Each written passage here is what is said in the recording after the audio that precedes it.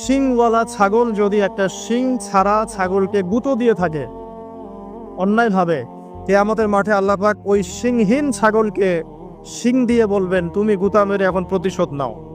মানে বিচারটা এতটাই সূক্ষ্ম হবে। এরপর আল্লাহ পাক মৃত্যুকে হাজির করবেন একটা প্রাণীর রূপে, একটা পশু একটা প্রাণীর রূপে মৃত্যুকে ডেকে আনা হবে এবং একে জবাই করে দেওয়া হবে। মানে মৃত্যুকেও মৃত্যুবরণ করতে হবে। আমি কি বোঝাতে পারছি? এতে করে কি হবে, জান্নাতীদের উৎফুল্ল যে মেজাজ, যে খুশি, এটা আরো বেড়ে যাবে। কারণ তারা বুঝতে পারবে যে এরপরে আর কোনো মৃত্যু নাই, আমরা অনন্তকাল জান্নাতে থাকবো ইনশাআল্লাহ। আর যারা জাহান্নামী, তাদের আক্ষেপ, দুঃখ, কষ্ট, যন্ত্রণা আরো বেড়ে যাবে। কারণ তারা বুঝতে পারবে, কাশ যদি মৃত্যু হতো, জাহান্নামে আযাব ভোগ করে মরে যেতাম, মাটি হয়ে যেতাম। সূরা নাবার শেষের দিকে পড়ে দেখবেন, ইয়া লাইতানি কুনতু তুরাবা, হায় আমি যদি আজকে মাটি হয়ে যেতাম। ঠিক আছে?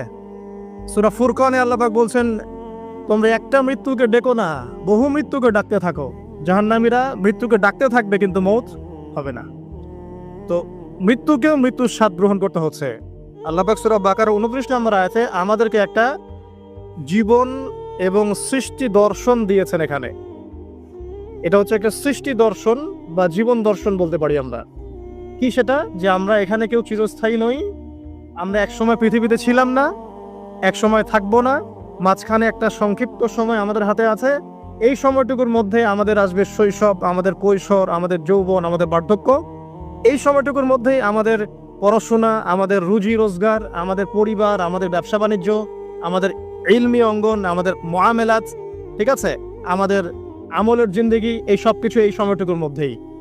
লিনাবলুয়াকুম আইয়ুকুম আহসানু আমালা, আল্লাহ পাক এই সময়ের মধ্যে আমাদেরকে একটা পরীক্ষা করছেন যে আমরা আমলের দিক থেকে কে সর্ব উত্তম হতে পারে। এই আয়টাও খেয়াল করবেন, আল্লাহ পাক বলেননি যে আমলে কে ভালো। আল্লাহ পাক বলছেন লিনাবলুয়াকুম আইয়ুকুম আহসানু আমালা। আল্লাহ পাক বলছেন আমি দেখতে চাই আমলের শ্রেষ্ঠটাকে।